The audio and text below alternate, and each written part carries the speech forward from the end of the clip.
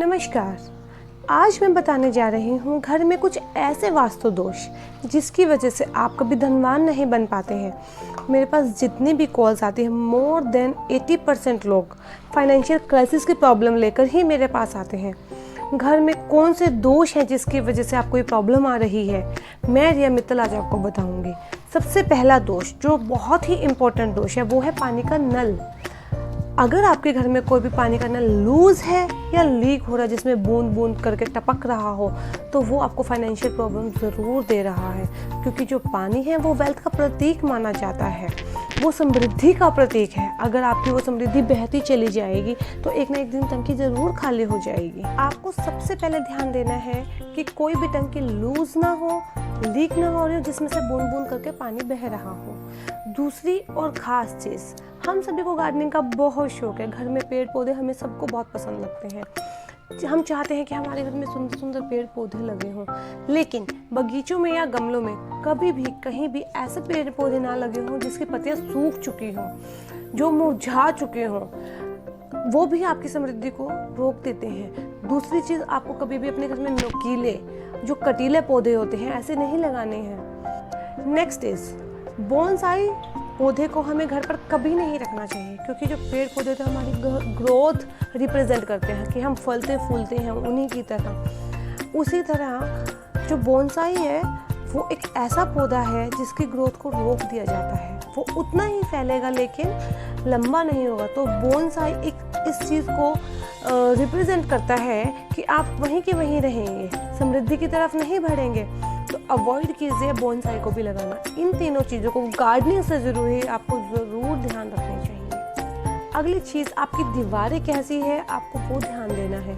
मैंने बहुत घर में देखा है बच्चे दीवारें ख़राब कर देते हैं, कहीं पेंटिंग कहीं स्केच, तो वो भी आपको ध्यान देनी है। कहीं सीलन हो रही हो आपके घर में, पेंट छूटकर गिर रहा हो, तो वो भी आपको कभी सुख समृद्धि महसूस नहीं करने देता है।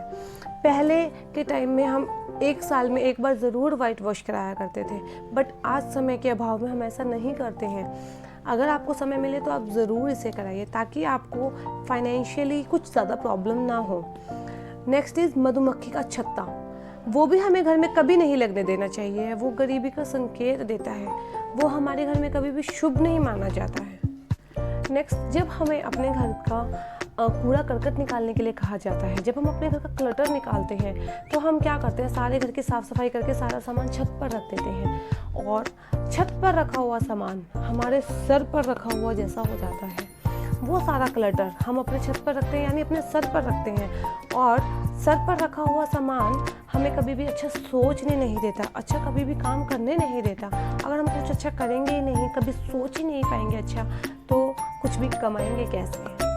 इसलिए कभी भी अपना कोई भी क्लटर छत पर मत रखें। और इसके भी अलावा नॉर्थ ईस्ट जो हमारे घर की डायरेक्शन है उसका ज़रूर ध्यान रखिए।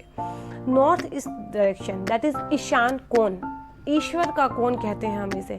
अगर हम वहाँ पर कुछ भी क्लटर रखेंगे तो हमारा माइंड कभी अच्छा काम नहीं करेगा, वो हमेशा डिस्टर्ब रहेगा। हो सके तो आप नॉर्थ ईस्ट में अपना मंदिर बनाइए, बट हाँ, आपको रेड कलर वहाँ बिल्कुल अवॉइड करना है, और उसे जितना हो सके साफ़ सुथरा रखें। क्लटर तो बिल्कुल ना रखें, क्योंकि जो नॉर्थ ईस्ट डायरेक्शन है वो एनर्जी फ्लो को दिखाती है। नेक्स्ट, हमें अपने घर की north and south east direction को बिल्कुल साफ़ सुथरा रखना है। नॉर्थ जो डायरेक्शन होती है वो हमारी जॉब और अपॉर्चुनिटीज़ को दर्शाती है।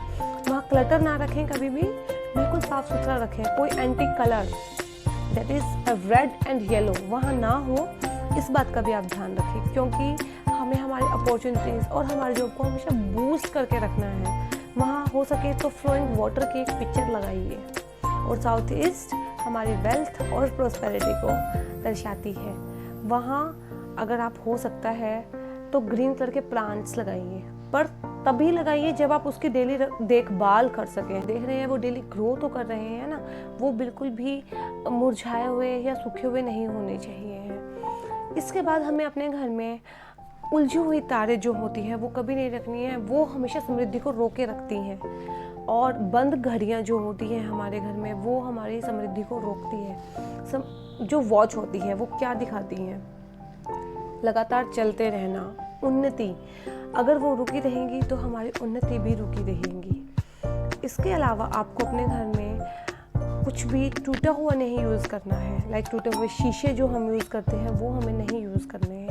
अगर आपने अपने घर में मंदिर बनाया हुआ है तो उसकी डेली साफ़ सफाई करें और ध्यान रखें मंदिर में कभी भी 2 भगवान की मूर्ति ऐसे आमने सामने ना लगी हो। ऐसे छोटी छोटी बातें हैं जो आप अपने घर में ध्यान रख सकते हैं और जिसके से आप अपने सुख समृद्धि को हमेशा आकर्षित कर सकते हैं। ये छोटी छोटी बातें हैं मगर बहुत मोटी मोटी बातें हैं।